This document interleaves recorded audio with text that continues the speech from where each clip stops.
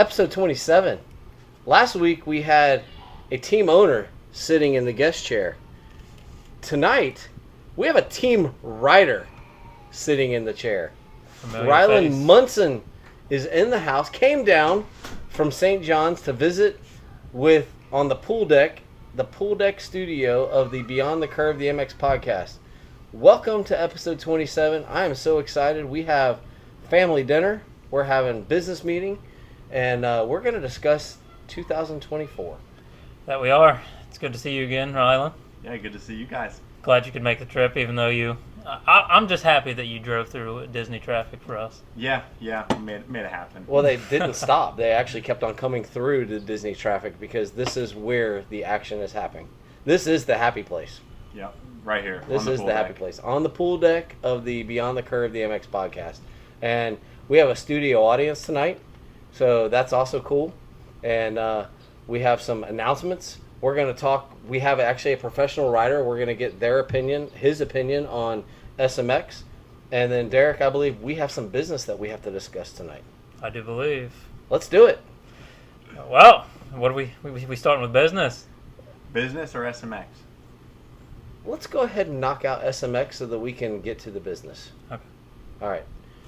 I think SMX was awesome. Rylan, you are a professional rider. What did you think of the SMX format? I thought it was awesome. The only thing I want to see something different is I thought the track was really good, but there was just not much passing.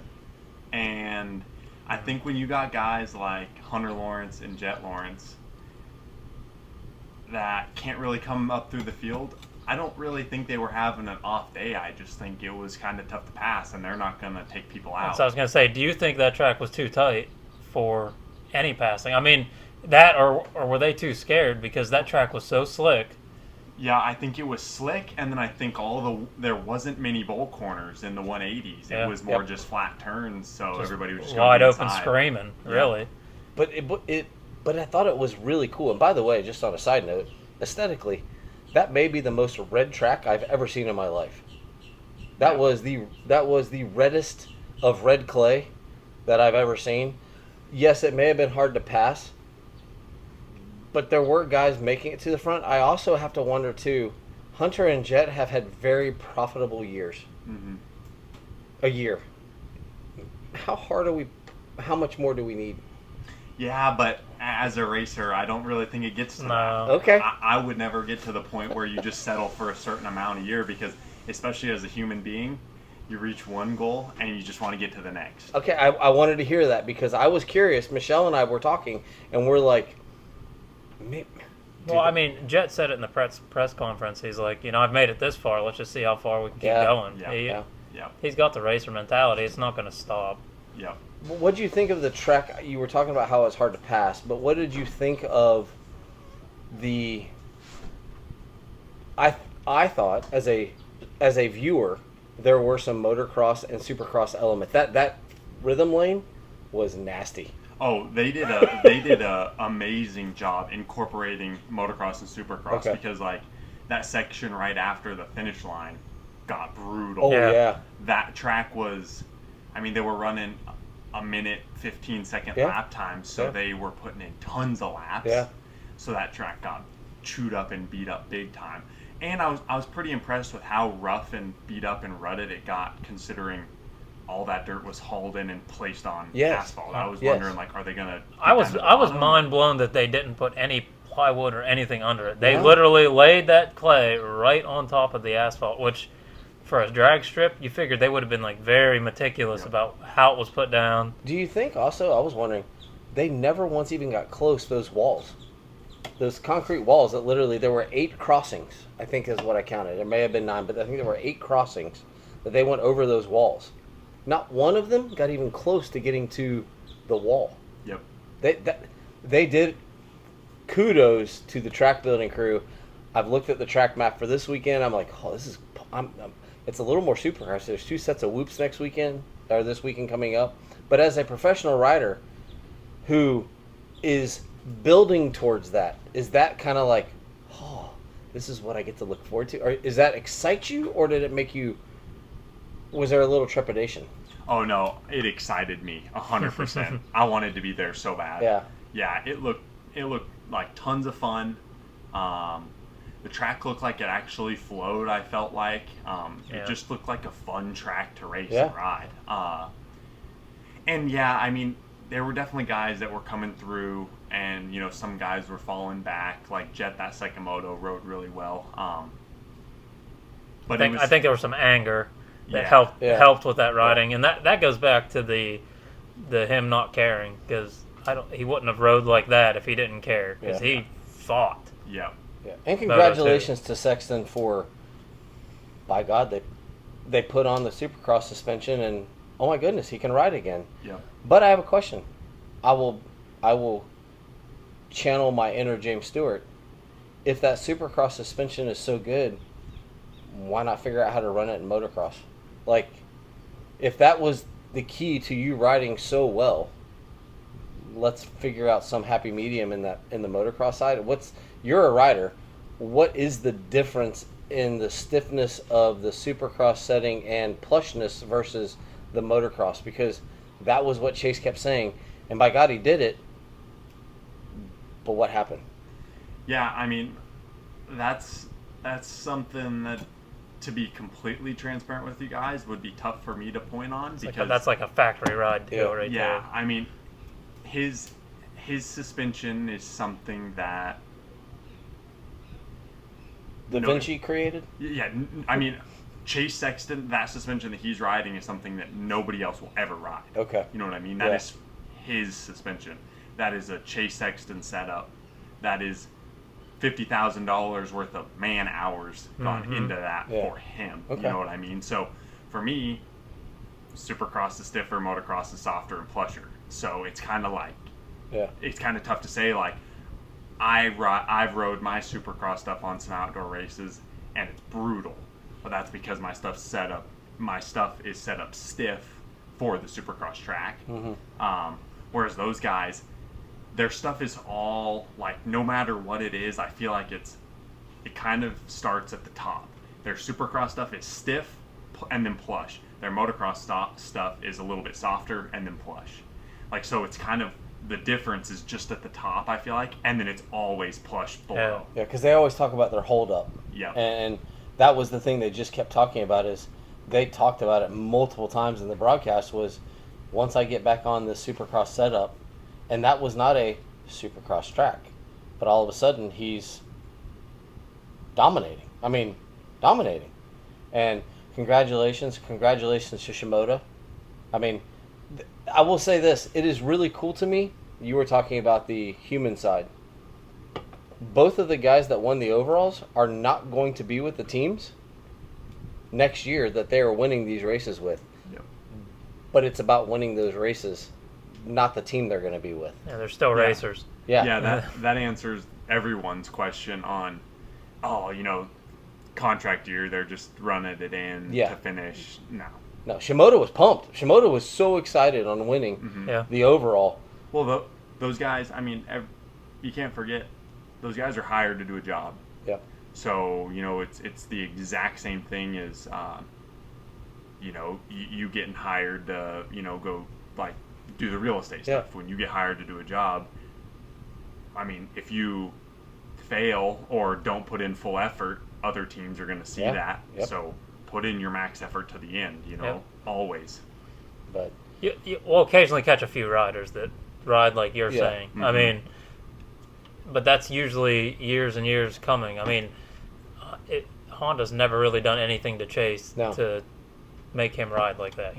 Maybe behind closed doors, I'm sure there's fights. There's fights with everything. But I don't think they've treated him poorly enough to ever consider riding like that. And he's not a bad rider. No. I mean, he's the top of the world. And you and I talked about that this year, that Honda was spending during the off week, they spent an entire week with Chase working on outdoor setup.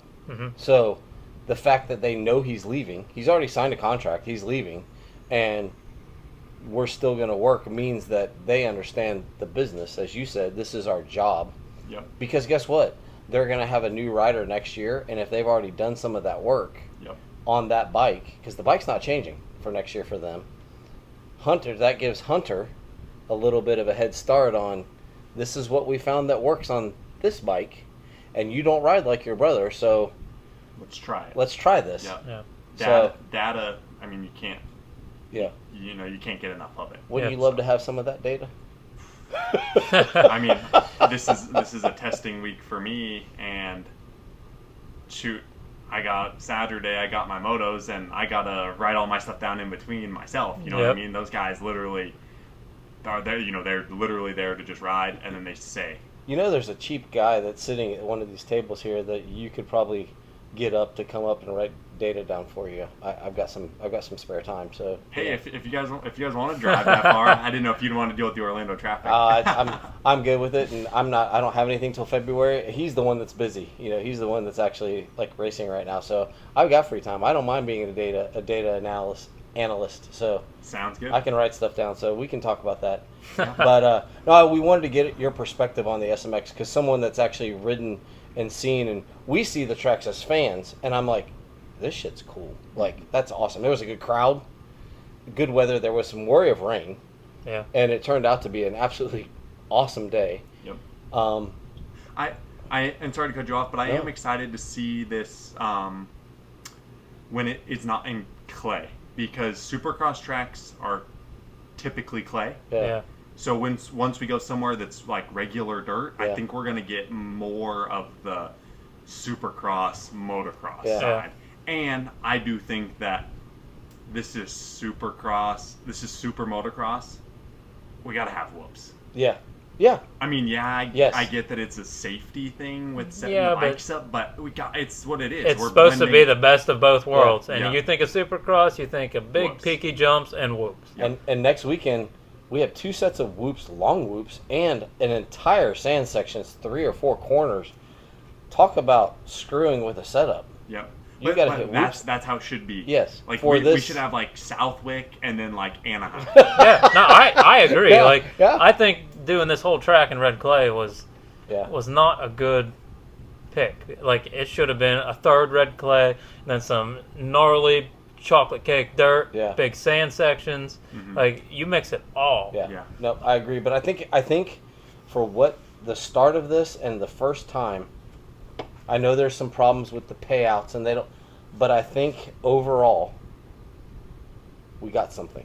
Oh, 100%. It's cool. It's a cool setup. We got Yep. something, and I don't think the riders minded. My daughter was asking me. She's like, "Well, do they have an off season?" I said, "If you're not in the top 30, you have an off season. You're good. And if you're not racing, if you're not one of the 3 riders chosen for Motocross of Nations, you get an extra week." So really, the guys who aren't in the top 30, they're done. I know that that's not exactly how the points worked out, but if you're not in the top 30, you're done. It's kind of like golf. Golf does their playoff, and if you're not in the top 70 or the top 50 or the top 30, your season ends each week. Well, those guys are now done, so they can all start training and getting ready.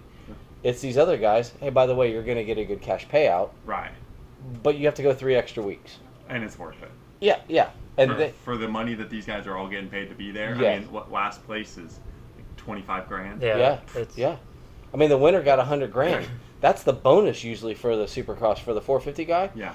That's the bonus of winning for the manufacturer. That was the first Payout. place payout. So he probably got that plus his 100 grand Yeah. bonus. Yeah. Yeah. Yeah. So it was a good payday. Yeah. Really good payday. There's a reason they're all there. Yeah. You know, they're fighting for it no matter So, what.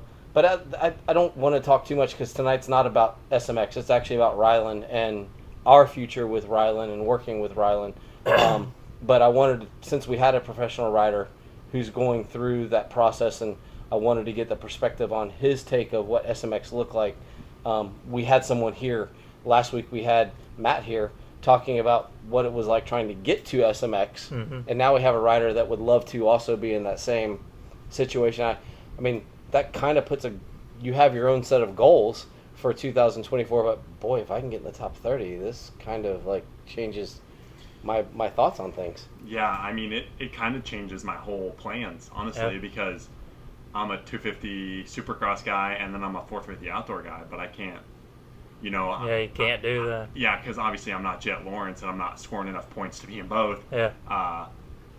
So what you're saying is we need to start building some bikes for 250 probably motocross? probably going to be a 250 motocross and supercross guy. Yeah. Fully. It makes sense. Yep. It makes sense. Yep. It just sucks for your sake because it makes it a lot harder. And building a 250 is not cheap. Yeah. Yep. And then it's the building it could be okay. It's that maintenance that just gets you.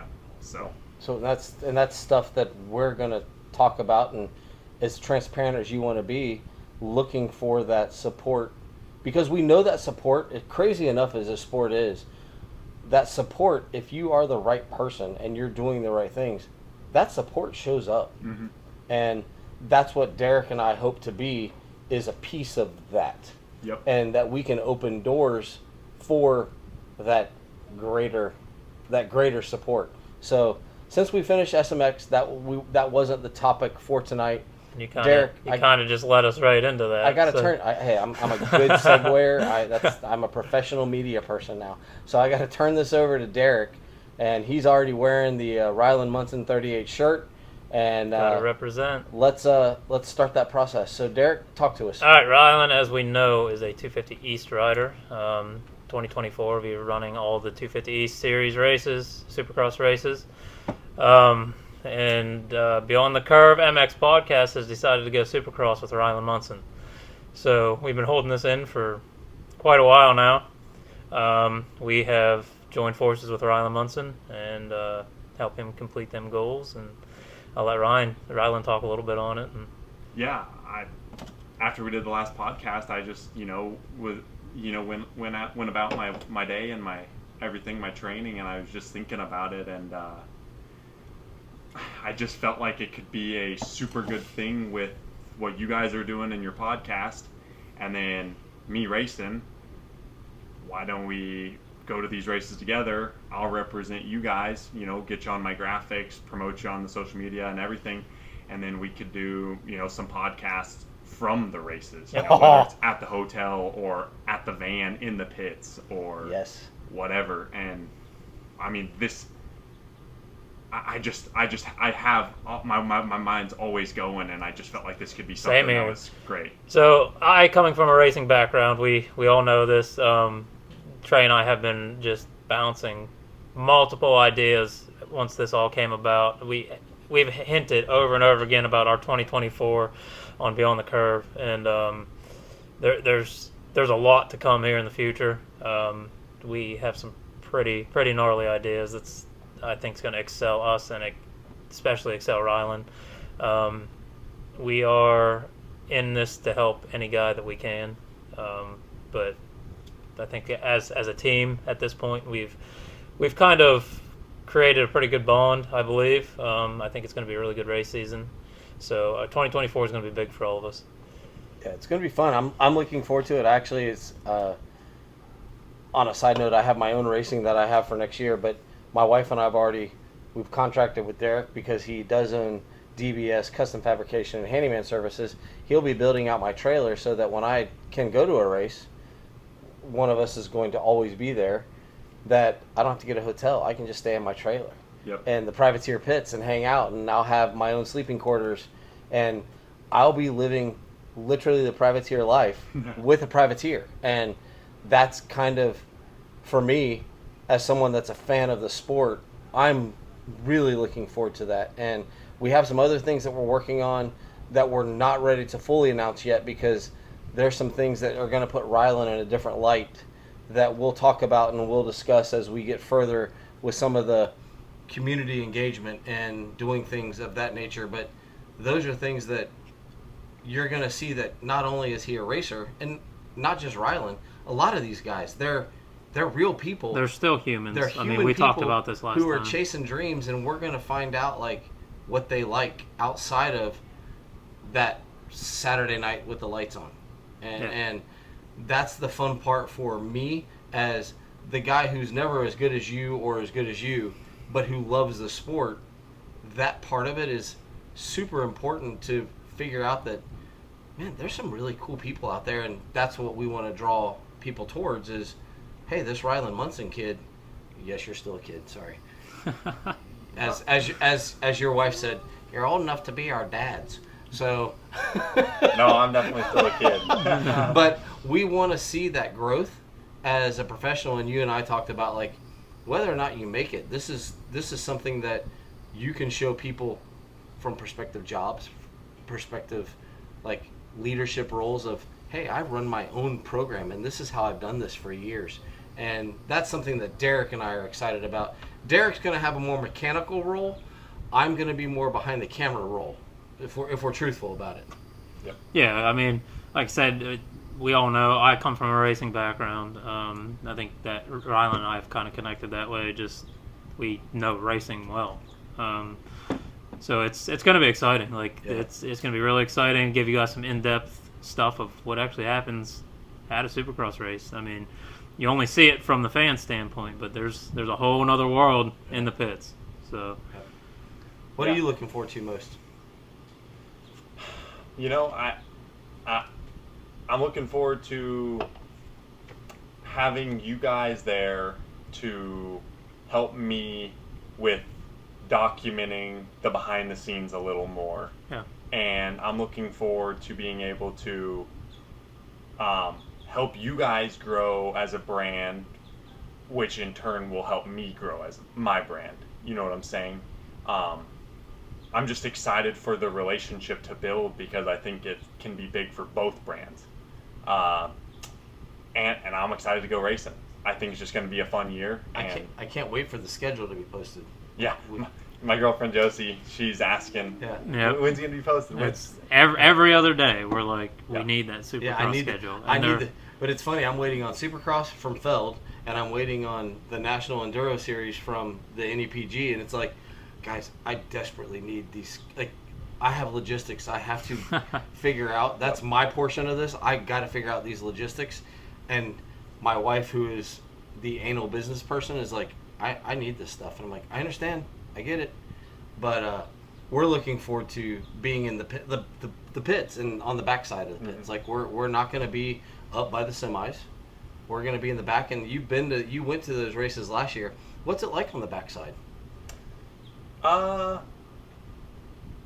It kind of differs from round to round, honestly, because sometimes the privateers are like, you know, just kind of secluded and you're kind of just like doing your own thing, but it's definitely not as it's just funny because, you know, if you're really in the privateer pits with all the vans and stuff, it's not as professional. You know, there's just kind of like vans, everybody's got all their stuff scattered around, you know, because it's just like a local race. It's a local race. You live out of that thing. I mean, you got so much stuff, you got to just get it unloaded. And, you know, but then you start getting to the other, you know, the smaller level teams and then the big pits and stuff, and everything's really, you know, secured. And but it's cool. You know, the best part is when the fans, you know, they do love the factory guys, obviously, but they all know, you know, that the privateers feed off of them. Like, they're what keeps the privateers going. So when they start rolling around, it's awesome.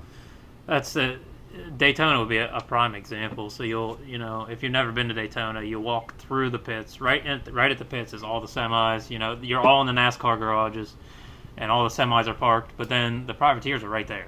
Yeah, same garages. Yeah, right after awesome. the semis is, you know, the privateer life. So Daytona is always that one where these guys get so much, I don't want to say media, but attention from everybody, and it blends you guys right in at that point. Like, a lot of, especially the kids that go through there, they don't know the difference. You know, you're a professional rider. They see you on TV, so they don't see you any different from Chase Sexton. You know, they'll walk down through and look at all them bikes in them garages. It's just, Daytona is always the place that is the heartwarming, I suppose. It's awesome. But yeah, some of the other tracks you guys are way out there. You know, I've been to many races, and you get the big semis, and then you got all these. Who are these guys? Oh, at Tampa, Michelle and I parked one year. We parked wherever we parked, and we're walking in, and I'm like, I think the guy's racing. And you can see, like, they had it fenced off, but like, there's literally dudes just in van. They got like little pools, they got little chairs, they're hanging out, and it's like, I'm now going to be a part of that. Like, I've walked through it multiple times. Yeah. I know that you are a world-class athlete and you have a great training program, but I think we're going to have dinner set for us on Friday nights. Yeah, with the HBI team. Oh yeah, there we Yep. go. Yes. Yep, yep. So we will tie into that as well. So, But Matt Bell, HBI, just so you know, we're going to be at dinner, Dinner for Supercross three. 2024. Dinner for, probably more than Yeah, 3. yeah. But, At least 4. yeah, Yeah, at least 4, probably 5, because my wife doesn't really go anywhere without me. So, what are you? Where are you right now with your 2024 preparations? Whether that's your training, your team, the setup, kind of where are you at in those preparations? So right now, this week actually, just started my final push before I start riding Supercross. Okay. And get on to Supercross. We're probably in our 4-week final push before. So that's where I'm at on my training side, and then team wise and everything, I'm still sticking with Complete Racing Solutions.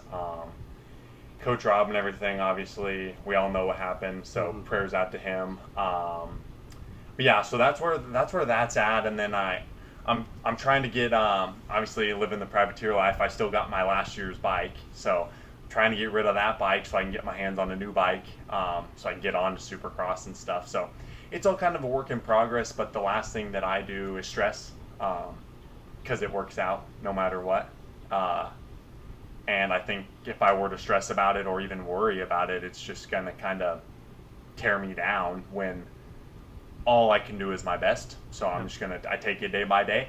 I'm hoping I can sell my bike and get a new bike. We'll get some suspension on it and get to training. So that's my plans there. With the new bike, you're on Kawasaki, correct? Yep. Okay. Is there a big change from the 23 to the 24? Is it, or it just is the fact that you're a good rider and you stretch the frame and you need a new bike? Yeah, it's that and the engines. Okay. Those 250s just go through a lot. Mm-hmm.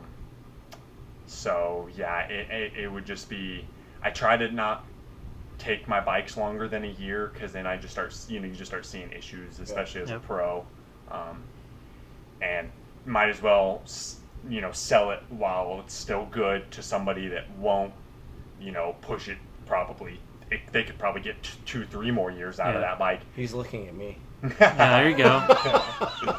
Well, it would be rather than me take it into Yeah. a Supercross Yeah. season for sure. one more race, and then it's time to Yeah. and then I'm hosed in the middle of the season or something. Yeah. So Yeah, and the last thing you want to do is pop a motor in midair. Yep. I mean, these bikes do take a lot of abuse, and even at my level of riding, there's issues arise easily. The rev limiter's hell on a bike. Yep. And I know you're a pretty mellow rider, like you said, but I know how to beat a motor, unfortunately. It's just name it. I mean, it's part of the game. It really is. But so to bring it into perspective, for a lot of these people don't know, but there is age gaps on bikes for you to race Supercross. Yep. And a lot of people don't know that, but you can. What is it? It's only 5 years old. For 4 years. for what? So your bike can only be so old to yes. ride. Yes, I believe it's. I don't know that for sure, but you're exactly right. Yeah. You can only have a certain old bike, and then also, it gets to a point where you can only have a bike that's 2 years old for contingency. Yeah, and that's important. Oh, huge. Yeah, and the Kawasaki's the biggest in it. Yep. Yeah. So Like you make a night show with Kawasaki, and that's a nice little chunk of money to help. oh yeah. Yeah. So have you determined, besides working with us this year, which we are so excited, which I'm still trying to wrap my head around that whole thing, but have you gotten kind of most of your sponsors and race programs set up for next year? Yep, for the most part. Okay. Mainly everything's kind of sticking the same as last year for me. A lot of the same sponsors. Everybody's really loyal to me, and I'm super grateful. So a lot of that's staying the same. I'm bringing you guys on board. There's a couple things that are still in the air, obviously, that I don't want to say on this out loud right now quite yet.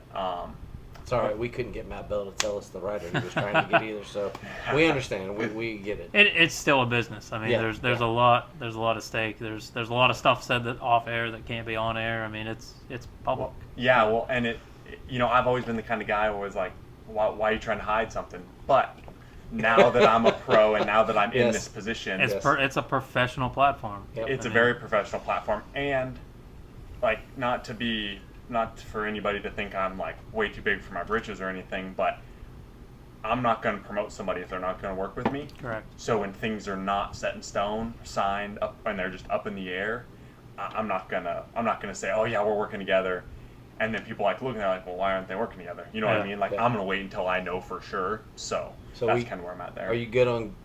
Can we announce gear, boots, goggles, that kind of stuff? Or is that set, or is that? Yeah, that should be set for the most part. Yeah. Okay. So being with Complete Racing Solutions, we run the T-Dub gear out of Australia. Yep. So that stuff's awesome. I've always been a taller guy, so I always struggle to find stuff that has the leather in the knees. Doesn't, that's like actually on my knee. That stuff's awesome. Fist for my gloves, fist handwear. Best gloves I've ever ran for sure.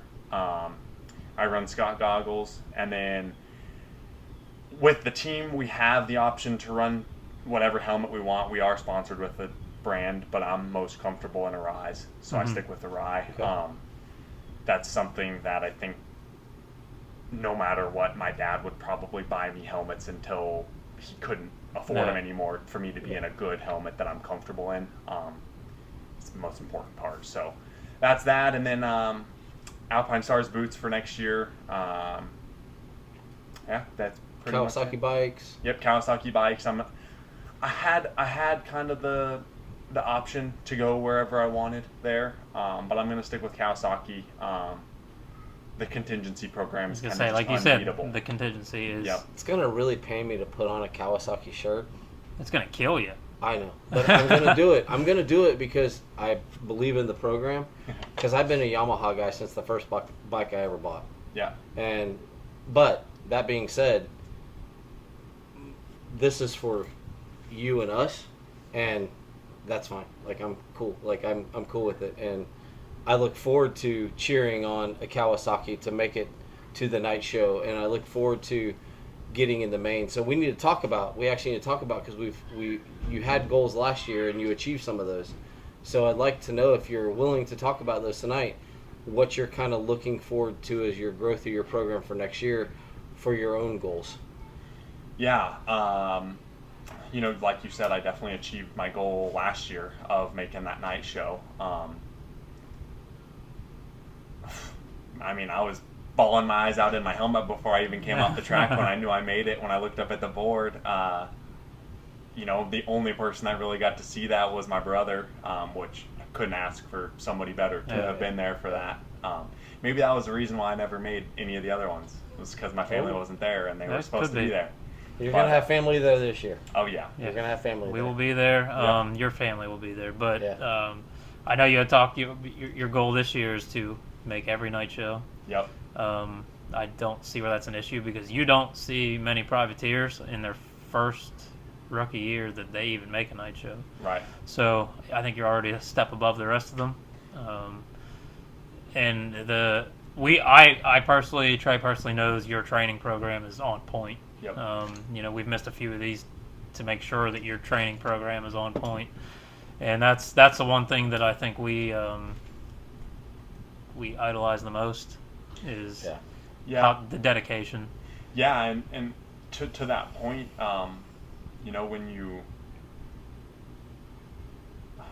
when you put every single thing you have into something, and then you quote unquote fail, it's like, it's like, shoot, what do we do now? You know, it's like, it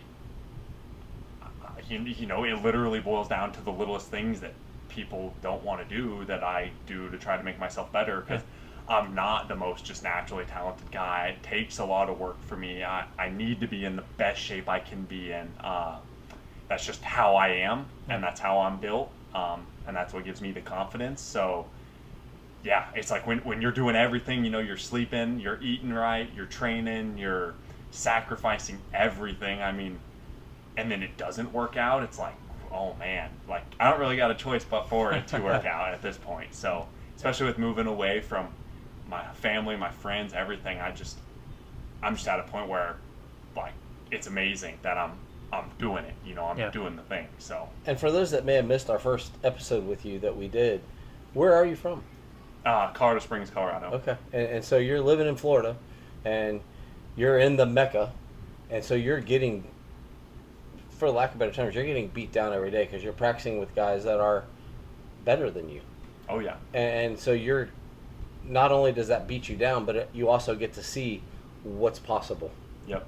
And we've talked to you about your training program. Like Derek said, we've missed a couple of these because you were training, and by Jokey, we want you to train. We want you to be ready for that. And on that note, kind of what does training, racing, as you're prepping, how many gate drops do you want to get before?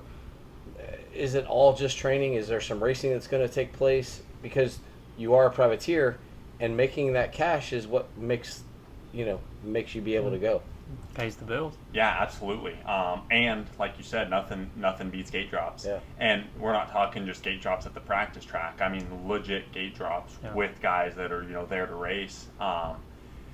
Yeah, I do actually. I was going to race this weekend, but with it being a testing week for me, I decided to back off that one. Stick around home and stuff. I would rather not go into a race this weekend that smoked with being a testing week. So the race this weekend was that it's the one Chilitown Classic is where I was gonna go. There's a lot of money. There was a Supercross race there even, but I got to look at like you said, financially, the money to go out to race it that would come in to race it. Be good if you win it all. But you just never know. Big picture. Yeah, and that's exactly how I look at it. Supercross is my main focus. So if one race just I think could work out, but it's not really, I just don't know, Supercross is my focus. So the following weekend, I'm going to go to a race in Georgia, Lazy River. Any privateers listening to this, come out, let's race. I don't want to, I'm not trying to hide it to get the money, let's race. I want to get faster. There's a call out. There you go. Yeah, I want everyone to show up. I mean, I want to be pushed to be my best. So you show up and smoke me, I'm not good enough. I gotta work better. on something. Yep. There you go. I love that attitude. Yep. We're gonna be friends. The following weekend, I'm gonna head straight from there to Texas.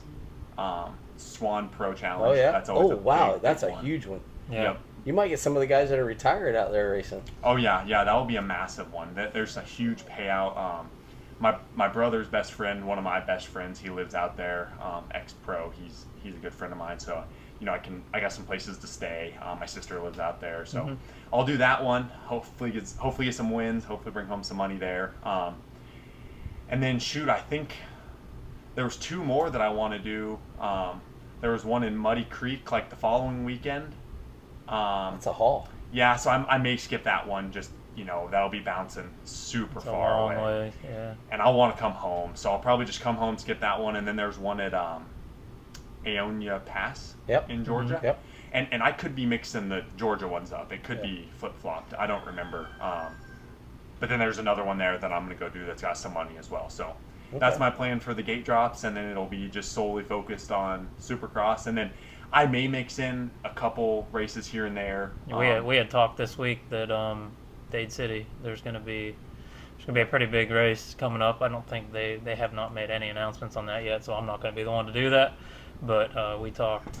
So there'll be a local race. You want to come out and watch Rylan ride. And I have to ask this because this is my first venture into this with a rider. Yep. We've talked about it and we've done business and done different things, but as with a rider, you're prepping for Supercross, and we see the technicality of how perfect you have to be in pockets and hitting this and rhythms. How much does it affect you to go race? Like Ione is a big motocross track. Swan is a big motocross track, and Muddy Creek was a national level motocross track. How much does it affect you to go do those races and then come back and start training for the technicality of Supercross? I don't think it I think it obviously affects me, but I think it affects me in a positive way. Okay. Me and my dad have always been the types that you ride what you got, and it's gonna make you a better rider. So I think that just going there, riding Supercross solely and solely and solely, and then just having a mental break, just everything. Go right outdoors, wide open it up, have some fun, throw some whips, just rip, like completely different riding, and then come back to it. That for me personally, just gonna make me a better rider. Okay. I'm gonna have that speed more. My brain speed, everything will be better because you're riding outdoors, which is way more high speed. So yeah, it just makes me a better rider. I mean, the track I train on got super overgrown, and I was just riding it the other day. Weeds were so high, looking like 20 feet ahead, you can't even see the lines. I call my dad when I get off the moto, and I'm like, no, not even that. Scratch that. Not even that. I call my dad. I go to sign the clipboard when I leave. There's a guy that signed it. I hate to call him out if he's listening. I hope he's not. Probably he's not. But he signs it, and then he says, too unrideable, sorry. And he never paid. I could see his lines. He did like 3 laps. And not to call anybody out or anything, but it's that kind of stuff when, like, that made me feel good because I'm out there putting in 30-minute motos on a track that somebody else thinks is unrideable. That's the stuff that's going to make you a better rider. When you can't even see ahead of you, it's all balance. It's all just, that's what's these difficult stuff when these guys just want prep tracks all the time and watered and everything. It just... That's what I heard about. I was listening to a podcast from late June, early July. Chase was still training at Jack's, even though Jack was hurt. Jack Chambers was hurt. And he's like, yeah, man, it was starting to get a little rough there.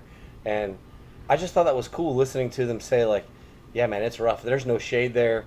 I guess Jack's track has no trees or anything. And it was like, yeah, man, it's rough. Like, when we go there, it's hot. Like, it's just hot, and it was rough. And I'm like, that's awesome. Like, it's just this rough stuff. And now you're telling us that there's an overgrown track. And it's like, yeah, it's nasty. But that's going to lead me to my next question, but I don't want to hog. So, Derek, you got something? No, I mean, that prepares you more than anything. Yeah. Because if you can ride through 20-inch tall grass and not see a line, you can pick a line instantly on a Supercross track. Yeah. So these guys that think tracks are unrideable or they have to have perfect conditions are the guys that aren't going to be in night shows. They're not guys that are going to succeed. Those tracks might be perfect at the beginning, but they get brutal, or you get any kind of rain, and those tracks are unrideable, and they're still out there riding them. So come hang out at my house. Yeah, exactly. Well, and don't get me wrong, Supercross is a little bit different. Supercross can just get really, really dangerous. Yeah. And danger, because I'm sure there's people that'll listen that could hate what I'm saying. I don't really care, but they're gonna come back with anything. So to cover myself and the bases, yes, danger is a factor. Correct. Supercross does need to be, at least smoothed out, especially for guys that are learning. You don't want it just so hammered. Like those guys, that 450 main, the track's hammered, but it should be. They made it to a 450 main event. They're the best of the best. I mean, you see it 10th and on. Gets to the point where sometimes they're not jumping all the rhythms. They're just doubling through because it is nasty. But to learn to hit all the big rhythms and to hit the triple and the whoops and stuff, you got to learn on a smooth track, smooth whoops. You don't want to go wide open into a chopped out set of whoops to learn. Yeah. I don't want to hit a set of whoops, so that's okay.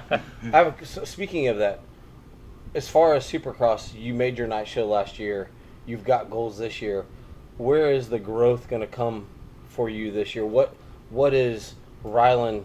You go through your process of training. What are you focusing on to get better at this year? Is it turning down in corners? Is it flow? Is it the whoops? Is it hitting pockets perfect? Where are you at in your training? Because for you, it's a half second. Yeah, 100%. I had some good friends of mine come out to the track with me with his radar gun and stopwatch, and that was amazing. Yeah. We literally picked up like 0.6 of a second in each corner. Oh, wow. And when you go and you look at my lap times on all those races last year that I didn't qualify, we're not talking me not qualifying by 7 seconds. You know what I'm talking? Yeah. We're talking like Split seconds. yeah. And if you go look at some of the sectors, like, because you can go back and look at each individual segment. I mean, if I would have been 6/10 faster, like, I would have been in. I look at that and I'm like, oh my gosh. But to replicate that from training to racing, so to answer your question, what I'm trying to do is be able to. I want to be able to put in my fast lap and make it into the night show and not feel out of control. Like, I want that to be in control, smooth, and then on top of that, whoops. That's it. That's all I'm working on is whoops and just charging but feeling comfortable while doing it. So is it Millsaps that had it was a set of whoops, they went around a turn, there was a set of whoops, and there was a turn, and literally that was the training, is like, you're scared of whoops, or you need to work on whoops, not scared of whoops, but get better at whoops. Fantastic. We will put you in that. So you can go around a Supercross bowl, turn, hit a set of whoops, finish, turn, hit another set of whoops. Is that where you are, or do you feel more confident than that in the whoops? Because that is, you're not the only person that says, I need to get better on whoops. Jalik Swoll's a factory rider, and he needs to get better on whoops. It's not just you. There's a lot of riders that, like, that's the part that gets me, and we have to hit it 6 minutes, 20 minutes, whatever it is. Marvin Muscan, of all guys, will jump whoops still to this day. You might catch him skimming them once in a while, but more than likely he's jumping them. So it's a broad spectrum through the sport. The whoops are the most challenging part of these tracks. No, that's where I'm at. Is I mean, I'm not very good in them yet. Straight up, I can be and I will be a lot better in them. I'm a tall guy. I'm the perfect build for whoops. Use my legs and my lower body through them. It was actually funny. I made the night show in Salt Lake and I was hitting the whoops the best I had ever hit them. I'm like, why couldn't I have done this all year? Like, I'm just going into them. I'm skimming them. I'm like, oh, this is awesome. Like, I'm actually hitting these whoops. And then that was the last time I've rode whoops since. So I feel pretty confident going into them. I'm not scared, but I'm not the type of guy to send it. I'm not a send it, like, just full send into the whoops. You know, I'm not going to just hold it wide open, hold on, and close my eyes and hope for the best. Like, I want to learn how to do it right and not go out there and just eat it. You know, because you see a lot of guys, and I can even think of it off the top of my head. You know, they send it and they get lucky through those whoops one time and they make it in, and that's how they made it in, because they got lucky by just holding it wide open and hoping for the best, and it worked out. But I can't get myself to do that. I've been hurt too much, and I'm not going to be doing myself or my sponsors any good on the couch. Well, you got a lot on the line. So a factory rider goes in there and starts huckabucking and loses a rear end and goes over the bar and breaks their collarbone. They're pretty well set regardless. It doesn't matter. You do that, you're not paying the bills. You know, you got sponsors that are mad and so on and so forth. So I appreciate every ounce of learning the technical part of whoops instead of pulling a Hayden Deegan and full send. Like, that's just how that kid rides, which is ridiculous. But I mean, someday I do believe that's going to come back and bite him. He's just got nothing to lose. I mean, he never really will have anything to lose, honestly. He's never started at zero. I mean, maybe from a riding standpoint, yes, but he's never started with nothing and then had to come up through. I heard this the other day, and I thought it was pretty awesome that when you start below somebody and you have to climb just to get to zero, you're way stronger at zero than somebody that starts at zero. Oh, I like it. So then to build off of that, you're already a stronger person there. And I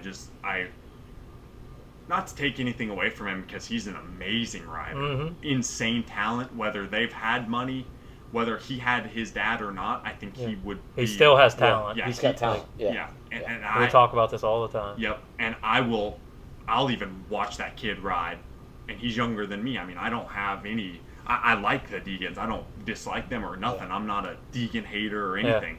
I'm just saying that when you, just like the Lawrences, when you have to work just to get to something, you're just stronger, I feel like. So if we ask your style for the audience that's learning who Rylan Munson is as we progress to next year, are you more of a jet, a hunter, or a Deegan style on the bike?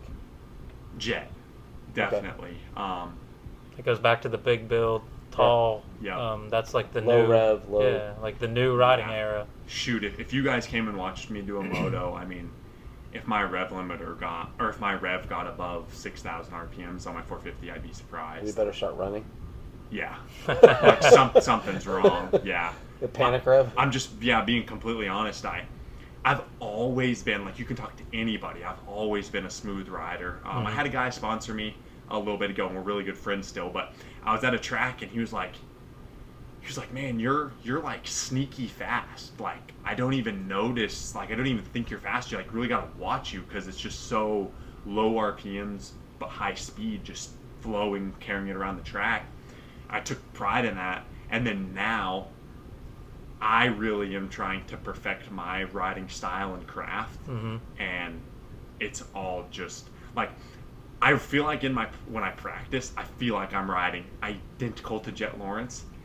He's just doing it at a way faster pace. Yeah, I completely understand, and I think I speak for Derek when I say, like, we are so excited. I kid you not, we're like little kids in a candy store. We're so excited about this journey, and although we're still trying to figure out what our roles are, that journey of being there with someone trying to make it, knowing that I started at an age that I never was going to make it.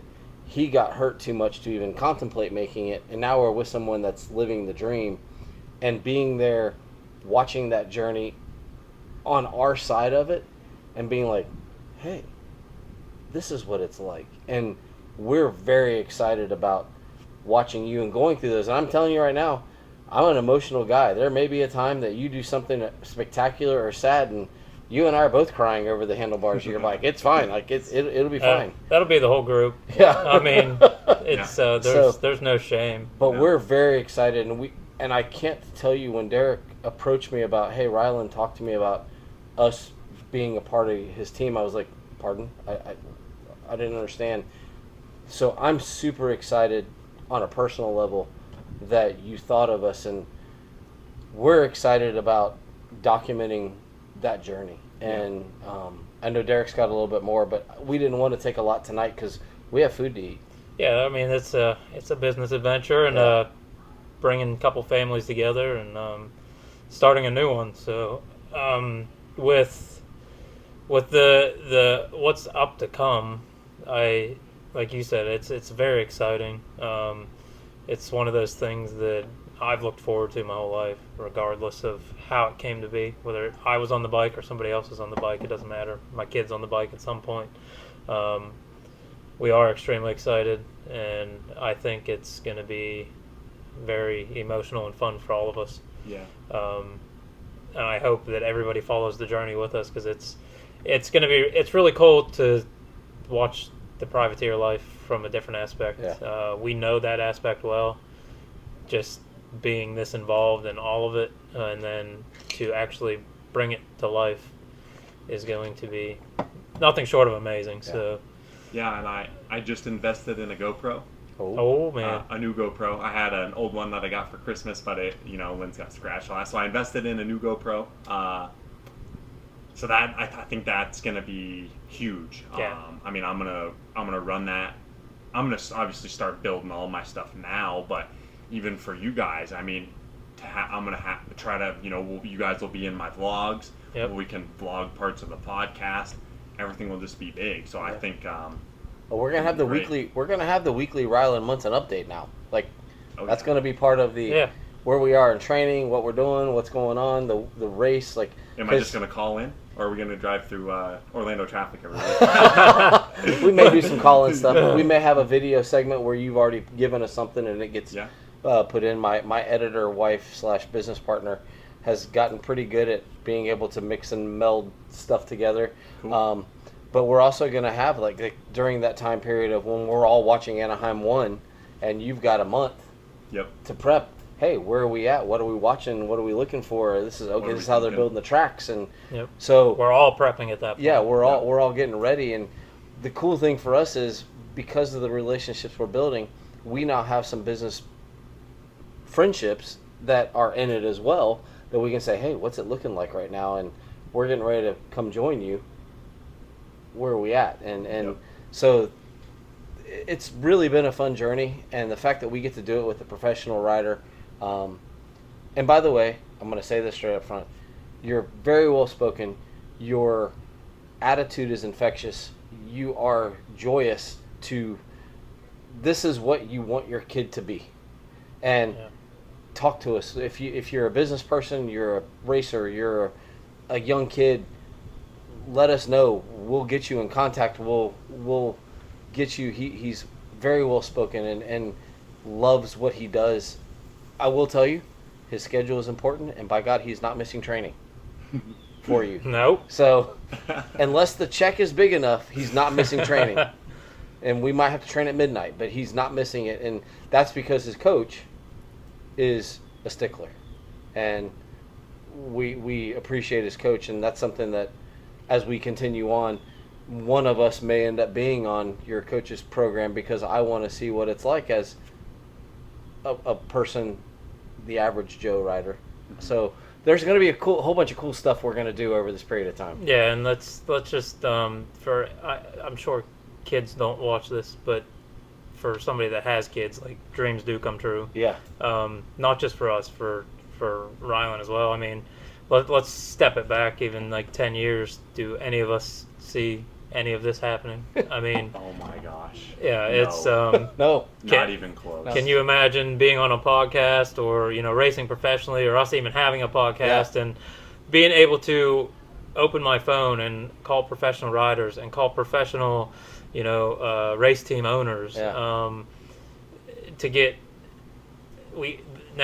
tomorrow we have another guest for next week, to call the guys that build professional suspension, and we'll talk more about that after this. But just to sit back 10 years ago and then look at everything that has happened up till this point is, Shoot, 10 years ago, we had just lost our house in a fire. So Oh, wow. 10 years ago, to look at where we're all at now, my Yeah. family and everything, man. Yeah.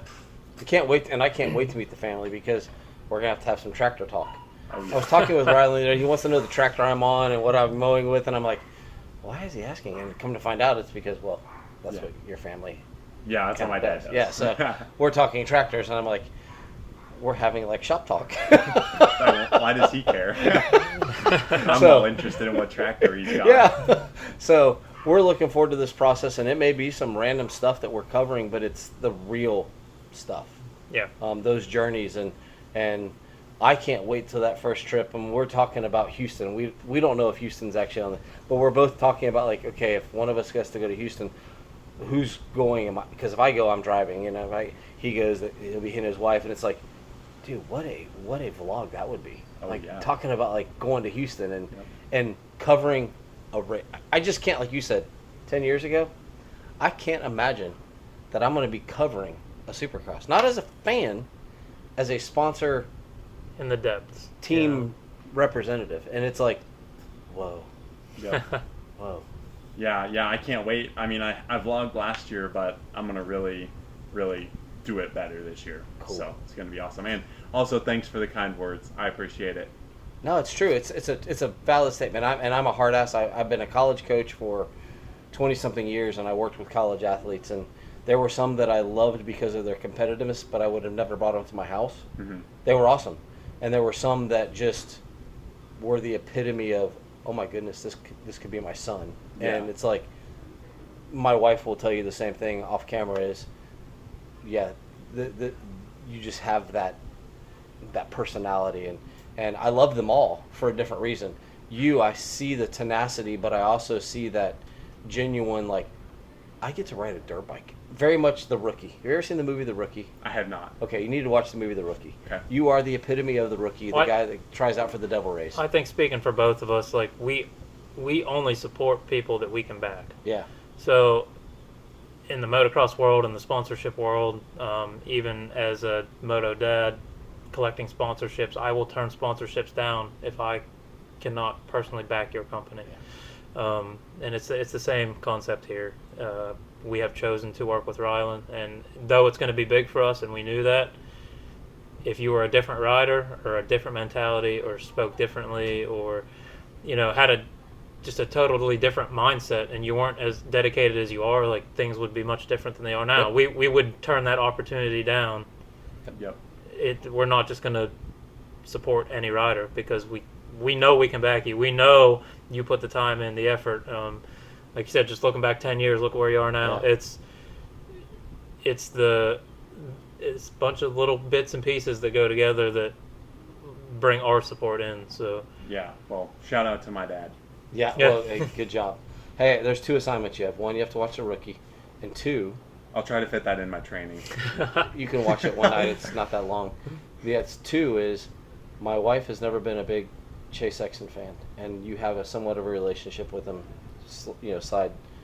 At some point, you have to get her to understand what a nice guy he is, and if that means a face-to-face of her, because I think if she saw him, she'd be like, I can't be mad at you. Yeah.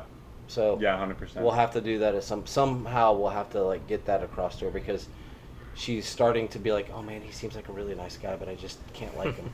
So we'll tackle that. That'll be our goal this year. The back page thing is getting Michelle to appreciate embrace Chase. Getting Chase one more fan. Yes. Yeah, yes, there you yes, go. yeah. So we've hit the hour mark, Perfect. which we We knew were gonna that. do like 30 minutes. Yeah, which we knew this was going to happen, but Yep. it's going to be an exciting year. I can't wait to hear the Rylan Munson Complete Racing Solutions Beyond the Curve MX podcast rider when you hit that night show. Yep. That's Even gonna be if it takes winning an LCQ, and it's going to be exhilarating. We won't be able to So- take pictures because we'll all be crying. Yeah, that's fine. Hey, the raw, pure emotion when I made it in Salt Lake. I had my one of my best friends there, my brother there. The only person I didn't have my dad there or Josie, my girlfriend, there. But that raw emotion, I mean, you guys are going to get to see that behind the scenes, yes. and it's. Oh, you're going to see that out of us too, just so you know. Well, I mean, yeah, that's what I mean. Is like you everybody, guys will feel yeah. that, Yeah. and it's incredible. I can't wait to be. I'm happy that I'm in a position to make it happen for you guys. Yeah. So Hey, I just have to do this. Derek, we're going Supercross racing. let's do it. yeah, So, be awesome. We have made it an hour, and I want to wrap this up. We have dinner to eat. We've got some other things beyond the curve that we have to talk about that can't be talked about right now. So we'll have next week's podcast out next week as well, but we have a guest tomorrow night on the pool deck. And Derek, anything else? No, that should be it. It's going to be an exciting year. I can't wait for what's to come. We'll keep you guys updated along the way. Thank you for coming, Rylan. It was a pleasure. It's going to be a pleasure the rest of the night. So Yes, thank you for fighting through the Disney traffic for us. Yeah. We really appreciate it. we're gonna. I was looking forward to that steak. Yeah. I got some good steaks we're gonna make. So Yeah. we're gonna go tend to some family business matters, and we can't wait. We can't wait to take this journey with everybody. Any closing words? No. Appreciate you guys. Thanks for having me. Yeah, we'll see you soon. All right, awesome. For Derek Schaefer with DBS Custom Fabrication and Handyman Services, I am Trey Heath with Michelle and Trey Real Estate. We are Beyond the Curve, the MX podcast. This is our rider, Rylan Munson, and we are looking forward to the 2024 Supercross East Coast Series. We will see you next time. Bye-bye.